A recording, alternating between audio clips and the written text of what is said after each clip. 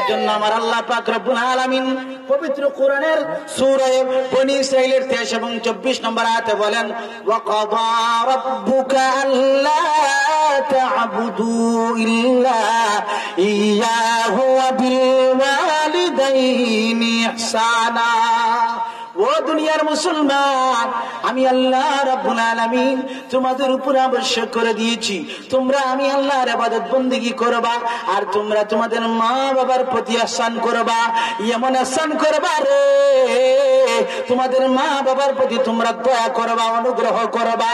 শুধু কেমন দয়া, কেমন ihsan আমার আল্লাহ পরের আয়াতে জানায় দেয়, ইম্মা ইয়াবলুগান্না ইনদাকাল কিবারা আহাদুহুমা আও কিলাহুমা ফালা তাকুল লাহুমা উফফিন ওয়ালা তানহারহুমা। জোরে জোরে কোন আল্লাহু আকবার।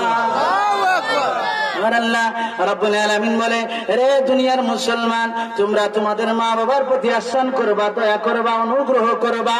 আর দুজনের মধ্যে থেকে কোনো একজন যদি বৃদ্ধ অবস্থায় চলে যায়, বার্ধক্যে চলে যায়, তখন তোমরা তোমাদের মা বাবার সঙ্গে খবরদার, সাবধান, ওই মা বাবার সামনে উফ শব্দটুকু বলবা না।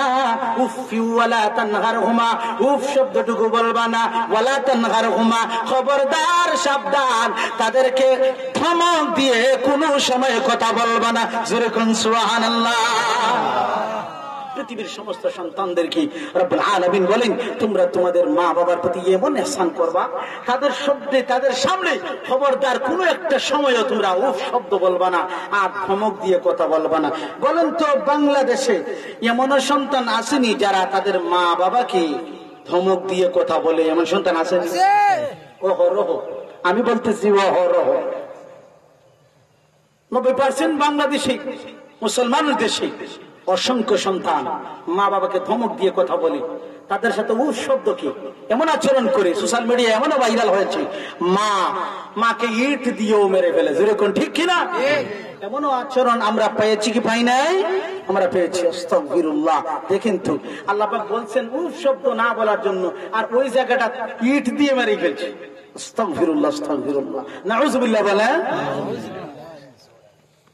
এজন্য মুহতারাম হাজিরিন কিরাম, এই পবিত্র কোরআনে আল্লাহ পাক নিষেধাজ্ঞা দিয়েছেন, তোমরা তোমাদের মা বাবাকে তাদের সামনে উফ শব্দ বলবা না, আর তাদেরকে ধমক দিয়ে কথা বলবা না। তো কিভাবে কথা বলবেন? কিভাবে বলবেন? ওয়া কুল লাহুমা কাওলান কারীমা। আল্লাহু আকবার। হে মুসলমান, আমার আল্লাহ পাক রব্বুল আলামিন বলে, তোমরা তোমাদের মা বাবার সঙ্গে এমন সুন্দর আচরণ করবা রে, তাদের সঙ্গে তোমরা কোমল ভাবে, ভদ্র ভাবে, নম্র ভাবে কথা বলবা। সুবহানাল্লাহ। তাদের সঙ্গে নম্র ভাবে কথা বলবা, সুন্দর ভাবে কথা বলবা। এরপরে আল্লাহ পাক বলেন, ওয়াখফিদ লাহুমা জানাহা যুল্লি মিনার রাহমা। আর তাদের জন্যই তোমার যে বিনয়, যে নম্রতা, ওইটার ডানা বাহু তোমরা বিছাইয়া দিবা তোমাদের মা বাবার জন্য। সুবহানাল্লাহ বলেন।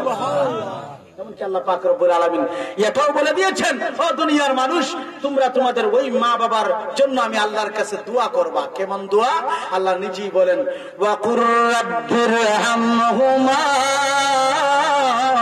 কামা রাব্বায়ানি সগীরা। পড়েন আমার সাথে, রাব্বিরহামহুমা কামা রাব্বায়ানি সগীরা। সন্তান আল্লাহর কাছে বলবা, আল্লাহ গো, আমার ওই মা বাবার উপর আপনি একটু রহম করুন, দয়া করুন। কেননা আমার ওই মা বাবা ছোটবেলায় আমাকে লালন পালন করেছে, আমার উপর দয়া করেছে, ihsan করেছে। সুবহানাল্লাহ। ও আল্লাহ, আমার মা বাবার উপর আপনি রহম করুন, দয়া করুন, কেননা তারাও আমাকে দয়া করেছে, ihsan করেছে। ছোটবেলায় যখন মায়ের পেটে ছিলাম, কতই না লাথি গুতা দিয়েছে। কথা কোন ঠিক কিনা? এমনও